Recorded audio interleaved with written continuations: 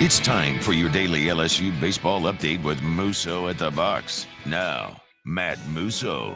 Off and running. Welcome in another edition of Musso at the box. Fired up to have everybody along for the ride. We continue to count you down 8 days. 8 days away from opening day for LSU. They will open up again against Purdue Fort Wayne on Valentine's Day, Friday, February the 14th at 2 p.m. We still have plenty to get to.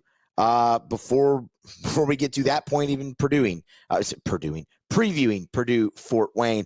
And so far this week, we've looked through the infield battle, outfield, catcher. Then I realized, well, damn, we haven't even gone through meet the transfers, meet the freshmen. I kind of did this out of order this year, guys, and I apologize for that. That's my fault. So, it would honestly make sense to, kind of meet all the players and give background on all of them and then go into the battles. But we didn't do that this year. So we have to backtrack a little bit. Today, we meet the transfers. And I am fired up to have this conversation because there are plenty of guys that we haven't touched on enough yet that we'll spend a little bit more time on today. So it should still be a great convo. I'm looking forward to having it with all of you. And we're really kind of set to get started. So smash the like if you have not already. Get subscribed to the podcast if you have not already on YouTube and on your favorite podcast app, anywhere you get your podcast. Just search Musso at the box. You'll find us. Hit that subscribe button. It's greatly appreciated. And, of course, you can follow on social media. Those are scrolling on the screen below you. And now we get started. So, as a whole, let's first look at LSU's transfer class. Then we'll touch on some of the guys that we've talked about plenty, and that'll be brief. And then we'll get into some of the guys who we haven't really talked about much and go a little bit more in depth. The portal class as a whole, very, very good. Not surprising. It seems like every season, Jay Johnson goes into the portal on a crusade and comes out with one of, if not the top transfer portal classes in the nation. The 2024 cycle for him and the Tigers, no different. LSU, by most publications, if not all of them, was ranked the number one transfer portal class in the country. Baseball America, in their top 100 transfers, LSU had 9. That led the nation. It was a haul that included arms, power bats, defenders. It was a really complete group, top to bottom, on paper. And now we've actually gotten a look at some of them, and it looks like a really complete group on the team. On the field. Now, it's just inter-squad scrimmages. They haven't played another team yet, and they'll get into SEC play and all that and live bullets, and the lights will be on for real, and there'll be, 10, 12,000 people in the box, and that can change a little bit of things for you. But so far, the returns on this portal class have been very good. So if you look at just general transfer portal and JUCO, LSU brought in 15 new transfers for 2025. Let's begin and go through them. As I said, some guys that we have obviously talked plenty about, but just a little bit of a refresh. Danny Dickinson is a guy that we've talked plenty about. Transfers in from Utah Valley. It's going to play infield, most likely second base for LSU. A 369 career average at Utah Valley, 27 career homers, 95 career RBI, a 457 on base percentage. Jay Johnson gave him number 14 because he says he reminds him of Pete Rose. Yes, that is a very lofty comparison, but that's what Jay said, so we'll roll with it. The thing that stood out most to me about what Jay Johnson has said about Danny Dickinson is self-made player. The type of guy who you love when he's on your team, you hate when he's on the other team because he just drives you crazy. And so far, you've seen some pretty good returns. It was a very nice fall for Dickinson for LSU. And some of that is obviously carried over here into the winter and preseason for him as well. It's very realistic to expect, as we talked about in our infield preview, that he will be LSU's opening day second baseman. His last season at Utah Valley, very productive. Had him a first team all WAC, 363, 18 homers, 53 RBI. what we've talked about every time with him, I will mention here one more time. How that translates over to the SEC is going to be very interesting, not just because of the step up in competition, but the change in weather. Hitting in the altitude out there in Utah, coming into these just heavy ass air humidity that is Southeast Louisiana. We will obviously see, how that kind of goes. Luis Hernandez is another guy that we have talked plenty about. We just talked a lot about him on Wednesday evening show, or Thursday morning, whenever you caught it, when we previewed the catcher position. But transferred in from Indiana State, really good program, coming off a first-team All-Missouri Valley Conference, spent a lot of time at DH and first base because Indiana State had an elite catcher behind the plate. But what you really look at right now is the bat. The bat has been fantastic in his career. His last season at Indiana State, hit 360, 23 homers, 76 RBI. There's a lot of power potential in the bat for Luis Hernandez. Again, we will see how that translates over into the SEC and what role he potentially plays for LSU in 2025, whether that be catcher or some DH or whatnot. He has caught plenty in these scrimmages. And again, if you want the full thoughts on how he's done, you can go back and listen to our catcher preview show from a day ago. But it's that Luis Hernandez will make an impact for LSU in 2025 for sure. I do believe that. He was a member of the Puerto Rican national team where he was able to play some catcher there as well. So he's getting back into that flow of things, and he's definitely in the mix there, as we talked about during the catcher's preview. Chris Stanfield is obviously another one that we have talked plenty about. And told you in the outfield preview, I believe he will be LSU starting center fielder on opening day and for the majority of the season. It is an elite glove, a glove that you are very used to seeing in LSU's outfield, and he brings that. It's a glove that even if he's starting to struggle at the plate, can keep him in the lineup. At a premium defensive position, that's what you're looking for. But you've also seen Stanfield really take a step forward with the bat here at LSU on working with Jay Johnson and Mark Wanaka. So I'm very high on Stanfield, an experienced player for 2 years in the SEC that LSU got an up-close and personal look at, catches everything in center field, is your prototypical leadoff hitter. I think he's set up for a really, really big season in Baton Rouge in 2025, and going into his draft year, that's obviously what he's looking for. We've talked a good bit about Dalton Beck as well. I'm very intrigued about where his role fits in for LSU. He can play a little bit of outfield. He can obviously pitch from the left side. Saw him have one really good outing and then one that was a little bit more shaky on the mound, but it's pretty good stuff from the left side too. 89, 91. I actually should have his stuff written down. We will see. Let's see. This was the first time I saw him. That's where it would normally be. 89, 91 on the fastball, the sliders, low 80s. He mixes the pitches really well. I mean, the time that I saw him just have his best stuff, he went through the heart of, LSU's lineup, facing guys like Stanfield, Bear Jones, Jake Brown, Stephen Milam, Derek Curiel, Josh Pearson, Daniel Dickens, like facing those type of guys through the two shutout. He worked both sides of the plate with both pitches. He was just really in complete control there. So it's not overpowering stuff, but it's really, it's good stuff. He has to have great command of it. It's a very, very powerful bat. On Sunday when we were out there, saw him launch a baseball into the right field bleachers. And he's he's hit the ball in general. Comes from Incarnate Word, was the 2024 Southland Newcomer of the Year. He hit 377, 20 doubles, and 18 homers in 57 games. He was awesome. He also led the Southland Conference in slugging, hits, RBI, and home runs. So he had an offensive season for the ages at Incarnate Word. And wait, I'm not done. I know this is a lot of information, kind of information overload. There's not going to be a test. It's just to demonstrate how elite Dalton Beck has been in his one season over there in Incarnate Word.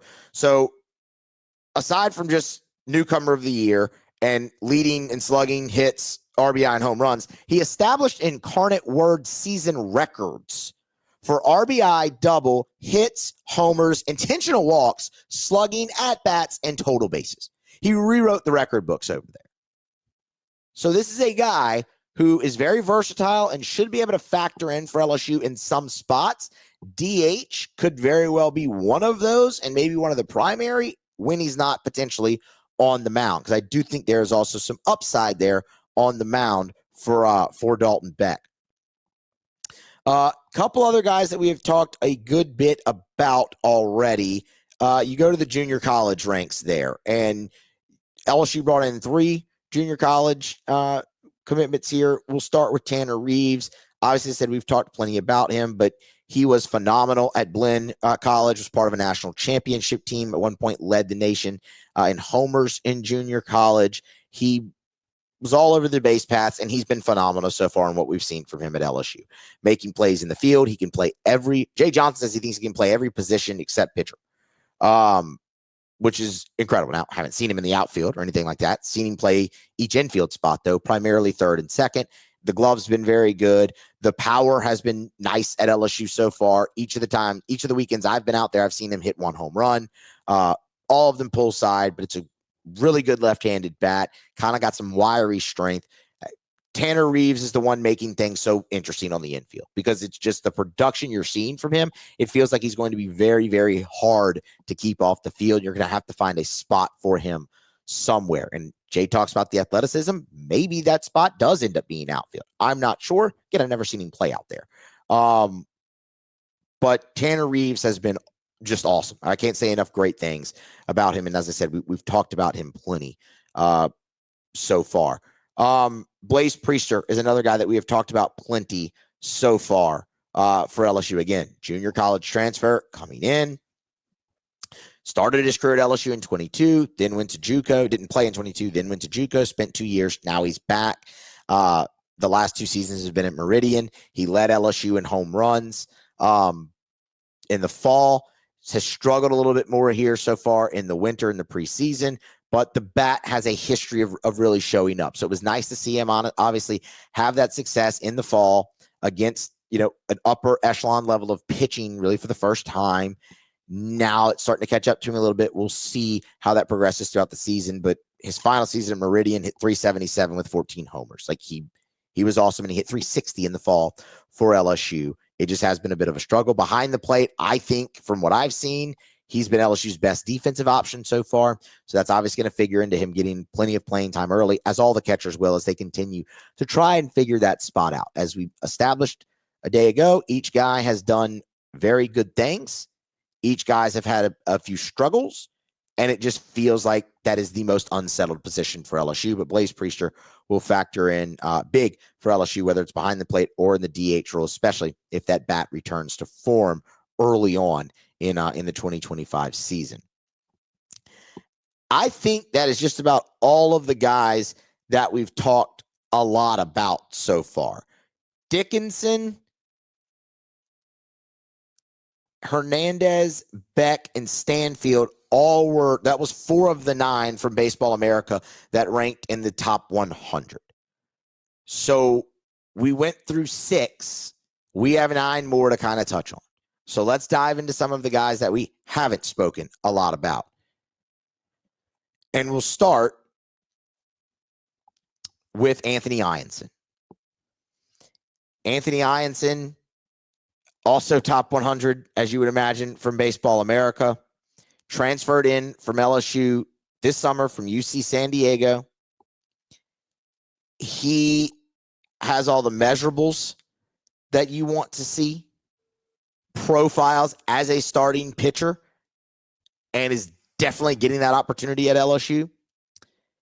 It's a 4-pitch mix. The fastball is up to 95. This is a guy that in his final season at UC San Diego went 6-2 with an ERA just north of 3, 9 starts out of 14 appearances, 85 Ks in 82 innings, 190 opponents batting average against. He pitched for Team USA, was a 2-time Big West pitcher of the week. He's been phenomenal. The caveat here is I have not seen him pitch, so I can't really offer much more than that, other than in what I've heard and stats that I've seen. He's performing very, very well. Back in the fall, when you look at the ERA leaders, he was fourth on LSU's team in ERA at 2.45. So, I mean, that's effective. And so far in the outings that he's had here in the fall, I don't believe he's given up a run yet in the 2 outings that he's had. So he is tracking to factor in not only an LSU starting rotation, but definitely a big way. We could talk more about it in the pitching preview that will come next week. But that's Anthony Ianson. That's a big one, y'all. I mean, that's a really, really big get and a guy that scouts are extremely high on. Now, you have to see it translate, but so far through fall and preseason, it has. Now, again, that's controlled scrimmages. We'll see when the lights come on and there's 10, 12,000 people in the box, how he does respond. We haven't talked much about Devin Shearing, but for good reason. I mean, look, it's a power fastball, pretty good slider as well. He won't pitch this year. He tore his ACL on a non-baseball injury. He's out for the year, so we'll kind of just leave it at that. Jacob Myers is a guy that we have not talked a bunch about. We did mention him in the preseason, in our most recent scrimmage recap, because got to see him for the second time. It is a power fastball up to 96, 95, 96 pretty consistently. Their secondary pitches as well,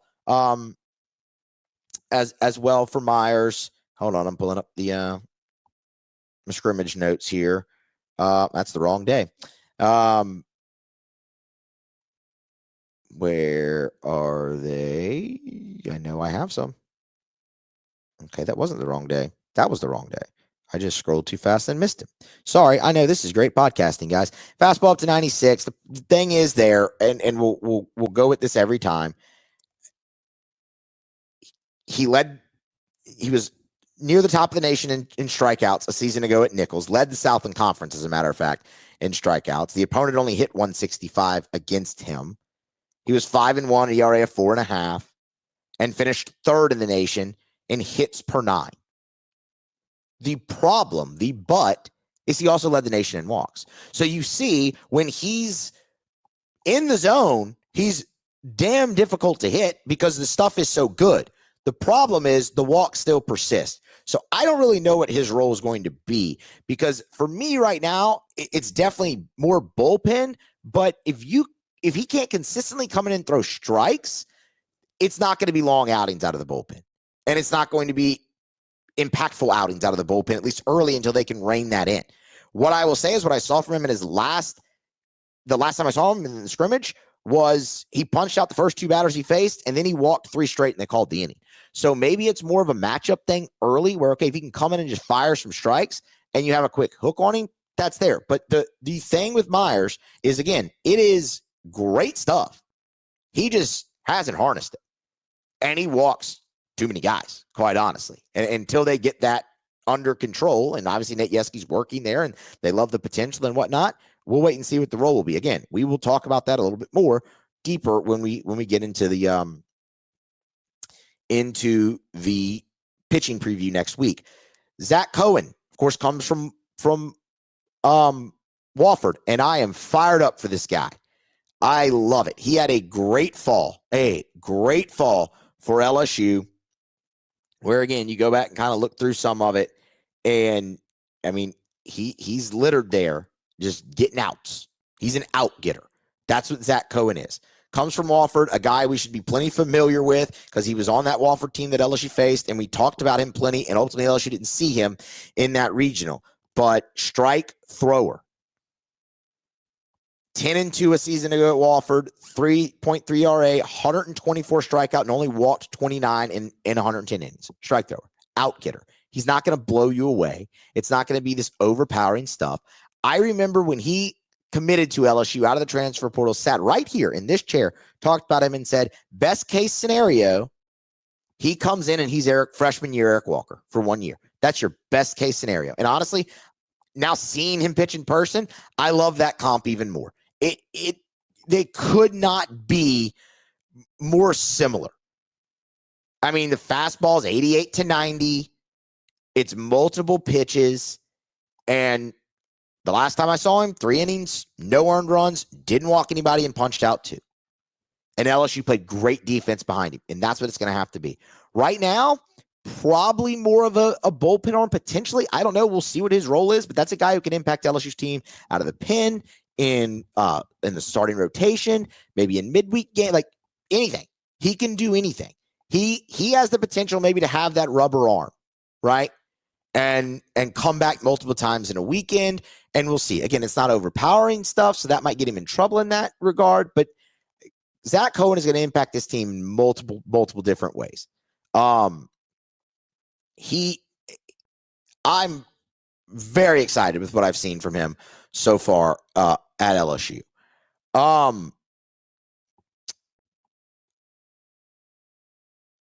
Let's see. Okay, I'm trying to see where I wanted to go next.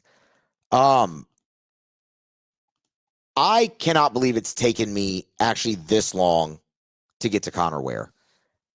I probably should have just gone to him after Anthony Ianson.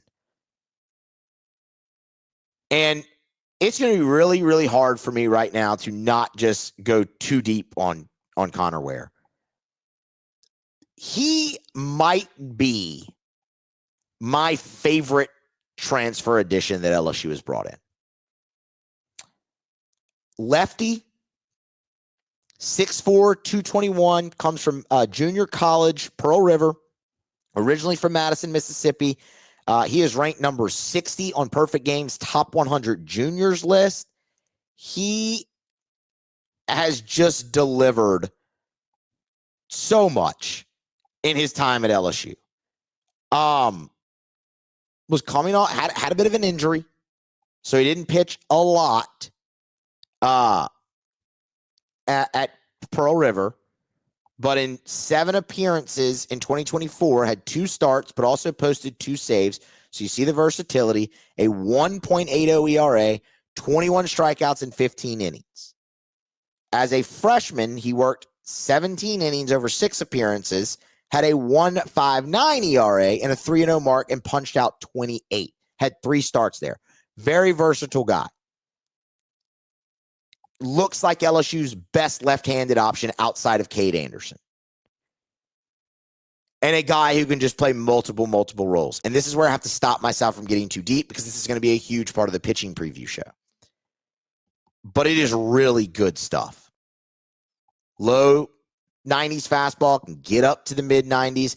It is a multiple pitch mix, and it is just an absolute strike thrower. Connor Ware led LSU in ERA in the fall with 0. He did not give up an earned run in the fall. And he has been equally as impressive so far in the winter. He was second on the team in whip, and he was second on the team in strikeout percentage behind only Cade Anderson. Connor Ware, I do believe, is my favorite transfer addition that LSU has brought in. Now that I've gotten to see some of them, and I have seen him pitch. I saw him pitch in the fall, and he was awesome. Like, he was in complete control when he was out there. And there is a role that I think he fits into perfectly that I am not going to say yet. We are going to wait for the pitching preview to go into that. And it's going to include him factoring in heavily. Let's talk about Connor Benj.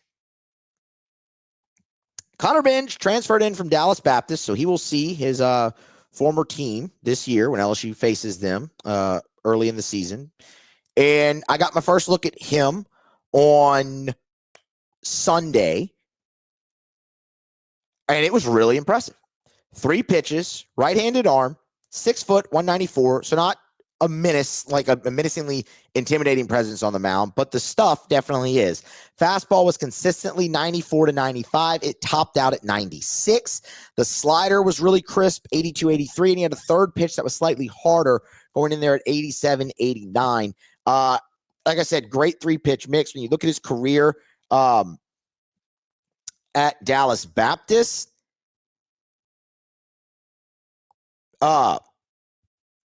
that was most recently in 2024.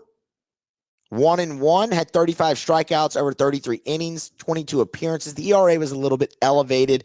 He started his career at LSU Eunice, played one season there, then went to DBU, and now is at LSU. He was fantastic at LSU Eunice. Led their team, as a matter of fact, in ERA, recorded the second most wins in junior college at that season as well. What's been interesting is the way LSU's used him. It's kind of just been in one inning stints, but he was dominant in the one inning that I saw. And again, the stuff really stood out given his stature. But he threw a shutout. He threw a perfect inning when I saw him and punched out one. So, and the strikeout was Chris Stanfield. Connor Benj is going to be an interesting test case, and I have some thoughts about his role as well when we get to the pitching preview. Couple more pitchers to run through here. I know we're going long potentially. Appreciate everybody for sticking around. This is a familiar name, Grant Fontenot. Grant Fontenot started his career at LSU, transferred to Texas, and now is back. Well, I should say, he went to, after 2022, spent 2023 in junior college, then transferred to Texas. Now is back. Saw just 11 innings at Texas a year ago in 2024. Did have a 2.45 ERA, 14 strikeouts. LSU did see him in Houston, and Jared Jones, I believe that's who Jared Jones hit the go-ahead home run off of, if I'm not mistaken. So, got to see Grant Fontenot on Sunday. Or was it Saturday? Nope, it was Sunday. It was Sunday. And you know what? Came away fairly impressed. Gave up plenty of runs, but had some misfortune in the field a little bit behind him. But over 3 2/3, he maintained steady velocity, 94, 96, and a pretty good slider, low to mid 80s there. 6'3", 225, feels like a guy who, with that kind of stuff, could factor into the back end of your pen, but it was interesting to see them kind of extend him out. Maybe they have eyes on him as a midweek starter or something like that. We can get more into it, when we go into the pitching preview, but it did like what I saw from Grant Fontenot, finally getting eyes on him again. The other pitchers, we'll just round out the pitchers here. Were our Chandler Dorsey. We haven't talked about Chandler Dorsey, and actually that's it. So he's the last pitcher. Chandler Dorsey, top 100 guy per Baseball America coming in, comes to LSU from South Florida. He led that staff in relief appearances. He was their primary closer. That figured in to kind of be a role potentially for him here. 8 saves a year ago, 40K in 30 innings. It's not overpowering stuff. Saw him also on Sunday, I believe, or nope, I take that back. That was on Saturday. 89, 91 with the fastball. And it wasn't his best outing, to be quite honest with you. He gave up 3 runs, but only one of them was earned. Did have some issues and not some great fortune in the field, but all of that came in one inning. So I'm really interested to get a look at him again. He had a great summer in the Cape Cod League, although it was very short. He was there for 3 games, but he did not allow a run, and he struck out 13 in 8 1/3 innings. That just shows you the mix of pitches that he has, because again, the stuff didn't look overpowering. And the one time that I've gotten to see him, I obviously remember it, from the scouting reports when he signed, it being a little bit better. So we'll kind of just watch that as it goes forth. He's kind of in that list of guys I'm most intrigued to see a little bit more of. Wanting to know kind of, how it looks, but definitely a guy who would probably factor into your bullpen given his stature there at South Florida. So, and look, there's great baseball in the state of Florida, obviously at all levels of college. That's your pitchers. We have one guy left to kind of talk about here, and that's Eddie Yaman, and we talked about him a little bit so far through these scrimmages. Comes to LSU from Dayton, played 2 seasons there, played a DH, right field, first base, caught twice. LSU has him primarily as catcher and first base. We'll kind of see how that goes. But what he is a bat. I mean, he's a big bat. 342, double-digit homers, 13 of them, and double-digit doubles at Dayton a season ago in 53 games. All of those coming in right field. So, I mean, look, we'll see kind of where he factors in. I probably should have included him in the guys that we've talked about. But because I mean I think we've talked about him in every scrimmage recap so far. So there's plenty to find with Yaman. I'm roll. I'm curious to see roll. If I had to think right now, I'd probably say pinch hitter, maybe some run on the midweek. We'll see. But it wouldn't surprise me to see him get some plenty of run in opening weekend as well. It's definitely a guy that I do believe they like. 6'5", 207. So you're looking at great size. That's I have him in the category kind of with a guy like Dorsey, where it's guys I want to see more of still. Because he feels like a very intriguing prospect. Does Eddie Yaman. So there you go. That's the transfer class for LSU. Now you see why we really should have done that earlier here in the week. But anyway, we will meet the freshmen coming up here shortly as well. We'll run through the freshman class. Again, there's guys that we've talked plenty about that we won't spend as much time on, and other guys that we haven't talked really enough about that we will spend time on. And then, y'all, look, next week, we will get into some game week stuff, but we have to do our pitching preview, which I'm very excited to do. We will have another scrimmage recap. We will preview LSU's schedule. And in that can allow us the opportunity to talk a little bit about the SEC as a whole. And we have to give you, final thoughts on projected lineup, and all of that should take us up to Friday, where we'll be able to preview the game and opening day for LSU. So 8 days. It's getting closer and closer. Y'all smash the like, get subscribed if you have not already. YouTube and your favorite podcast app. It's greatly appreciated. Do the follows on social media, and be here next time for more on Musso at the Box.